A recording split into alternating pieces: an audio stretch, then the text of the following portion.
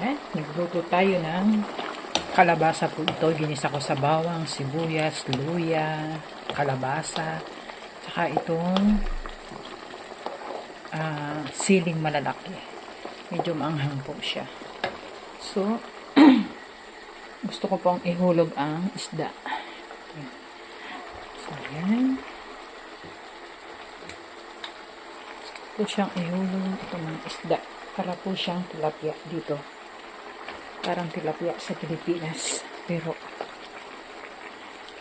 dito po sa amin ay, ano bang tawag dyan?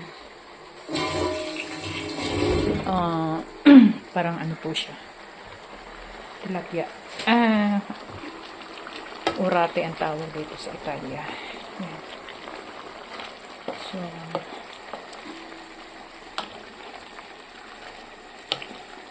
ginataan ko po siya. Tapos lalagyan ko po mamaya ng spinach. Yan.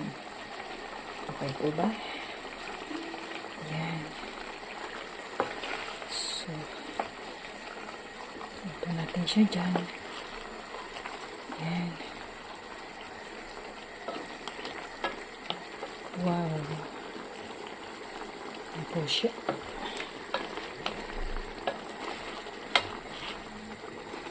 Lubog po natin siya sa gata.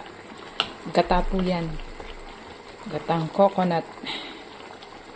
Coconut cream. Yan. Yan. Saan na? Yan. So, hayaan ko lang po siyang maluto.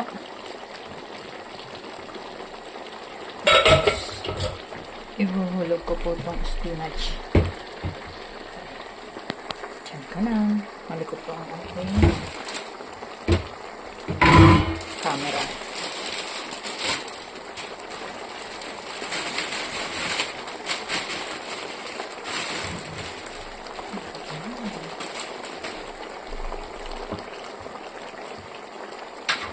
Inuhulog ko po itong spinach. Ito po siya. Okay.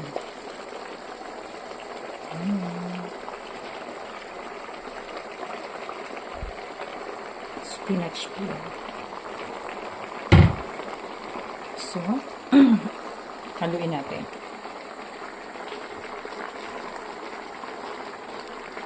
Hinaan po natin ang apoy para hindi po siya malabog ng gusto. Ayan.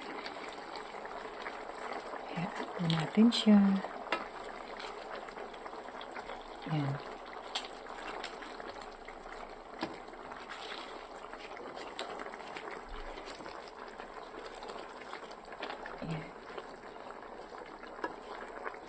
Sarap po yan. Ginataang tilapia. Tapos may kalabasa. Bawang, sibuyas, luya. Kamatis. Yan. Para masarap po ang lasa niya. Yan. Hindi po ba? Healthy siya. Tapos konting asin. At paminta. Yan. Salt. Black pepper, garlic, onion, ginger, coconut cream, kalabasa. Ano bang tawag sa English sa kalabasa? Yan ang hindi ko na alam. Yan. Yan po. Ayan. Takluban ko na po siya para maganda po ang luto. Mahina lang ang apoy. Yan po. Mamaya luto na yan. Bye-bye. Dinner po namin yan. Bye-bye.